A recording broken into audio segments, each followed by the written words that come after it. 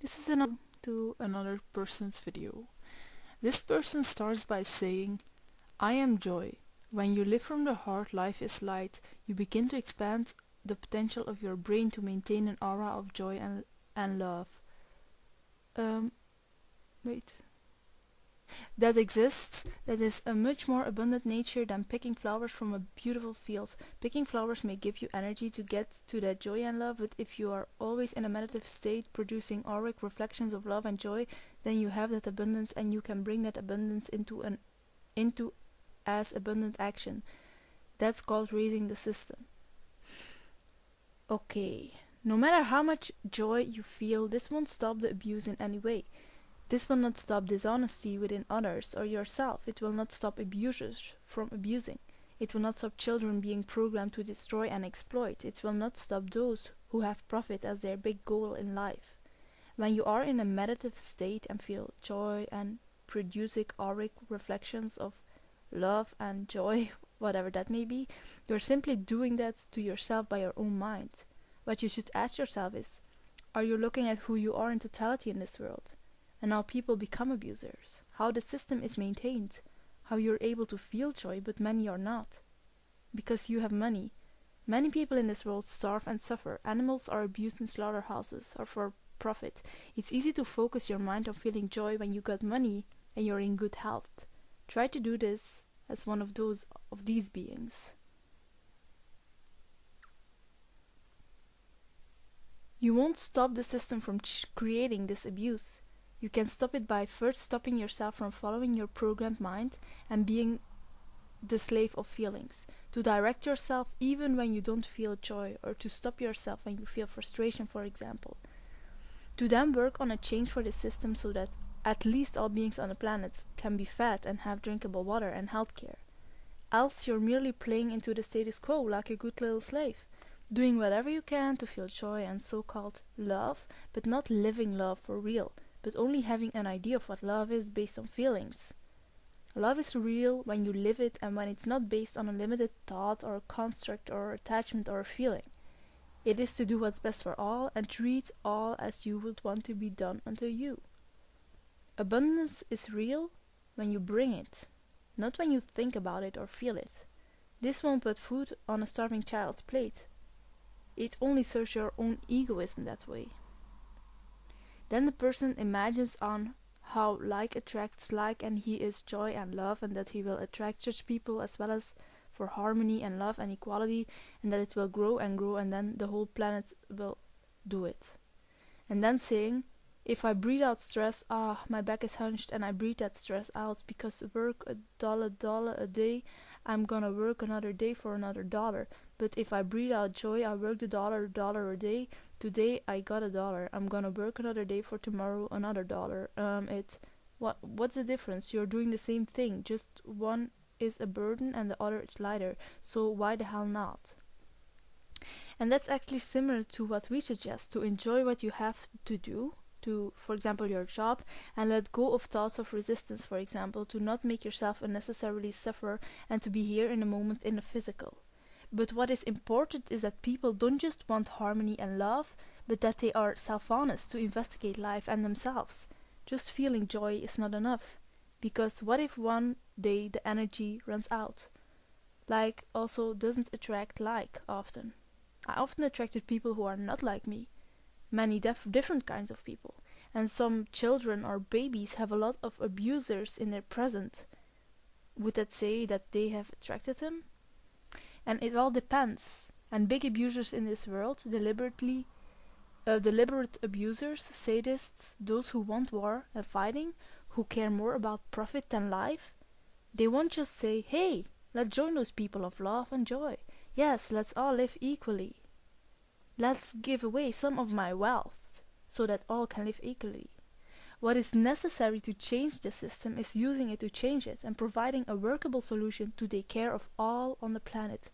You need a plan, else in no way you can manage such a gigantic world with so many different cultures and people. Bringing together people is one thing, but having people actively work together as a group to change things globally is another. You need people who will do so no matter how they feel, even when they feel like shit. or whatever, and people who see through their own mind bullshit. When beliefs, fears, desires, worries, ego, etc. play up so that they are not directed by it and can direct themselves. People who put effort in a change for this world and stopping their own limitations. Then the person says, let your third eye be silent to breathe a thought energy to place into your heart. Whatever that may be. Third eye stuff, breathe a thought energy, sounds very abstract to me. It probably requires a belief for it to be true. And then the person says, save shaving your head for swim class. We got bigger issues! Exclamation marks. Again, shaving our head is just one thing we do from the many things we do and have in plan of doing. You always make a statement with what you wear or don't wear, or the way you do your hair, or what car you drive or whatever. We choose this to get people's attention. As one simple thing we do as part of our stand. And then the person says, if you want to make a statement, go out and do something bigger than shaving your damn head. Go out, and why don't you go out and risk your life fighting oil companies in Ecuador? That won't stop the system from creating the same abuse over and over. Watch my previous videos for more perspective on these points. And as I said before, it's not like charity. We don't work like charity, but what the person suggests, it's like charity. The very system core creates abuse every day, while people try to fight the results of it. But when you never cut out the source, it won't stop. So then you can fight things your entire life, and the abuse will just go on and even increase in certain areas. If you care about the orphaned and abused and sick, then you should work on the change that stops the reason why people are mistreated and abused. You can still, for example, go help in shelters or whatever, but you can't see it as the solution because it's not. If you want to work on a solution as well, you have to stop the system. Then the person says, again, I gotta say, equal government, world money, equal money, world government. What the fuck? Are you insane? Will we each get a quarter? I got a quarter today, and I get a little room, and I get a little food, and everything equal, everything pretty. But where's all the motherfucking abundance that's so apparently here, growing abundantly and super awesomely? Okay, look at the super rich. They have everything in abundance, and what do? They exploit and take more than they need, not valuing the planet that gives them life.